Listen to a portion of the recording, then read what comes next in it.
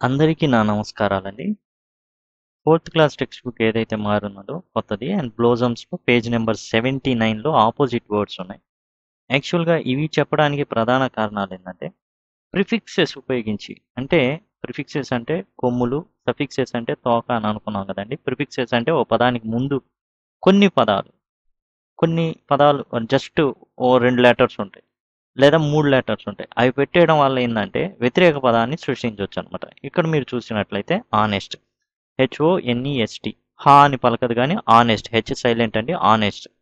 దానికి డిస్ అనేది ప్రిఫిక్స్ అవుతుంది. చూడండి ఆనెస్ట్ అనేది ఉంది. డిస్ తగిలించడం వల్ల డిజానెస్ట్ అయింది. ష్యూర్ ఉంది. అన్ అనేది AUN అన్ అనే ప్రిఫిక్స్ పెట్టడం వల్ల అన్ష్యూర్. దీనికి ఆపోజిట్ వర్డ్ అయిపోయిందనమాట.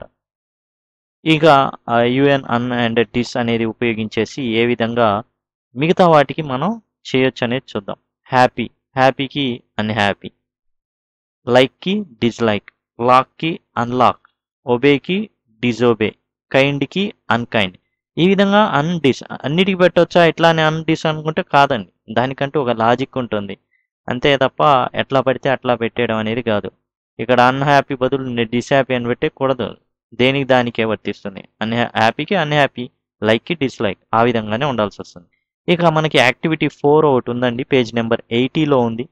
హెల్తీ అన్బెట్టే అన్హెల్తీ, అపియర్కి డిజపియర్, మోర్టల్కి ఇమ్మోర్టల్, డైరెక్ట్కి ఇండైరెక్ట్, లీగల్కి ఇల్లీగల్. కాకపోతే కొన్ని ఉంటాయండి చిన్న చిన్న షార్ట్ కట్స్. ఇప్పుడు లీగల్ కదా, ఇల్లీగల్, లాజిక్, ఇల్లాజిక్. అట్లా ఏంటంటే ఎల్ వచ్చింది అనుకోండి కొన్నిసార్లు ఐఎల్ అనేది వస్తుంది. అట్లానే మోర్టల్ చూసారా, ఐఎం ఇమ్మోర్టల్.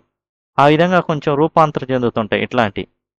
డైరెక్ట్ ఇండైరెక్ట్ ఇది మామూలే. And mortal immortal, legal illegal. జనరల్గా ఎంకిను మనం ఏంటంటే ఎల్కి చూస్తూ ఉంటాం. ఇట్లా మోర్టల్ వచ్చినప్పుడు ఐఎం వస్తుంది, ఎల్ వచ్చినప్పుడు ఎల్ వస్తుంది. లాజికల్ ఇల్లాజికల్ ఈ విధంగా అనమాట.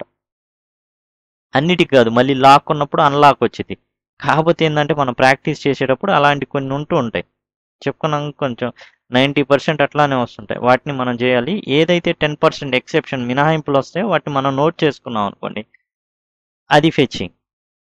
అదిగోండి నేను చెప్పింది ప్రిఫిక్స్ ఐఎల్. మీరు చూస్తే ఐఎల్ అనేది మోస్ట్ ఎల్కే వస్తాయి. Legal, illegal. ఎల్ ఉంది కదా, లిటరేట్, ఇల్లిటరేట్ ఐఎల్ వస్తుంది. ఇల్లిజిబుల్, ఇల్లిజిబుల్. అలా అన్ని ఎల్ అన్నిటికీ అలానే వస్తుందంటే కాదు, అది కూడా చెప్పుకున్నాం. Lock, unlock. ఓకే. తర్వాత ఐఎం, మనం ఐఎం కూడా చెప్పుకున్నాం. మోస్ట్ ఎం ఉన్న వాటికి వస్తుంటాయి, పీ కూడా వస్తాయి. చూడండి polite, impolite, mortal, immortal, mature, immature. Next prefix I N in వచ్చేసి direct, indirect, active, inactive, correct, incorrect. ఈ విధంగా ఏది కూడా అందరికీ అన్నిటికీ ఒకేలాగా అనేది ఉండదండి, మారుతూ ఉంటాయి. అయితే కొన్ని మాత్రం చిన్న చిన్న చిట్కాలు ఉంటాయి. ఏంటంటే మోస్ట్ మనకి ఏంటంటే 90% ఇట్లా వస్తుంది అన్నప్పుడు మనం కొంచెం గెస్ చేసినప్పుడు మనం కూడా 90% కరెక్ట్ అయ్యే ఛాన్సులు ఉంటాయి. అలాంటి ఛాన్స్ మనం పోగొట్టుకోకూడదు. ఏంటంటే చెప్పుకున్నాం కదా, లాజికల్, ఇల్లాజికల్, లిటరేట్, ఇల్లిటరేట్.